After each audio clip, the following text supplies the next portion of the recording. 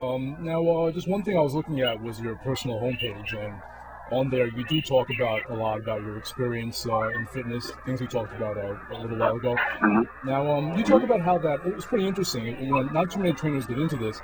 You talk about how your own experience and workout history influences the training you do with your clients. Now, can you talk about that a little bit about your philosophy and your approach? Most definitely, and I definitely am a firm believer on this. But I would say, the books and the training courses and the college educations, you can definitely teach you a huge amount of information.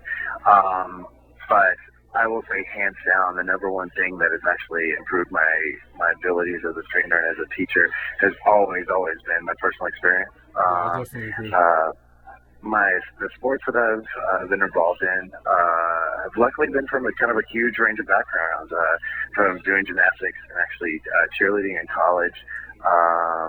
That hands down any kind of a baseline and kind of built the foundation of what my body is built on in terms of balance and power control and stability. So all those, then adding on top of that soccer and volleyball, kind of adding in all the team sport in terms of the agility work, Hmm. endurance, cardio endurance. So then the last sports that I've actually been involved in most recently and added to the list were triathlons. So again, kind of just adding a totally different aspect of athletics, kind of taking my body to different limits. I really feel like I've kind of been in the trenches for all the different types of areas of athletics, or at least something similar to them.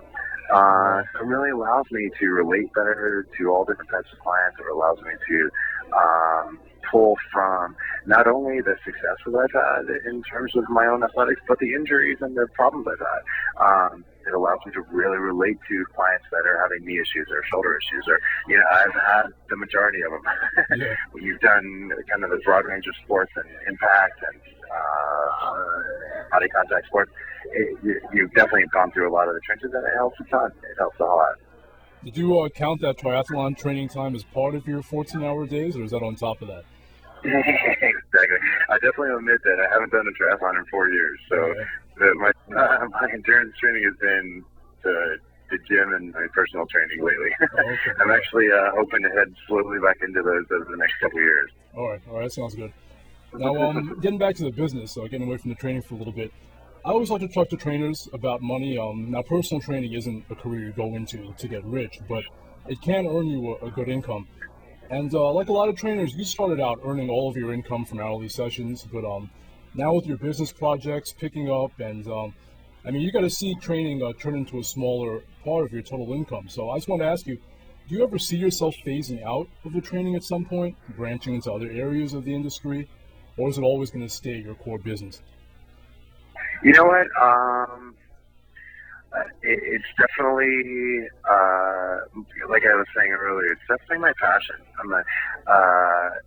And all I can say is that as of right now, I'm heading down the path of getting a couple new certifications and trying to really kind of raise the level of my training once again. So all of my energy and all my paths definitely continue to be working with clients. I would say the type of client that I'm working with, and maybe whether it's individuals or teams, I definitely will probably be transferring a little bit and kind of adding more variety. I'd like to actually head into doing some sports training, Okay. more instead of individual training, sports team training. But no, yeah, my focus is definitely continuing to train. Just coming from a corporate background, management is not my favorite thing in the world. That's definitely one of the reasons I left that area. So kind of just becoming a gym owner and living my life like that, I'd go crazy, I think. So I definitely will keep working with clients or with teams and want to really continue to improve my knowledge on that. I think all of us as trainers, we probably have maybe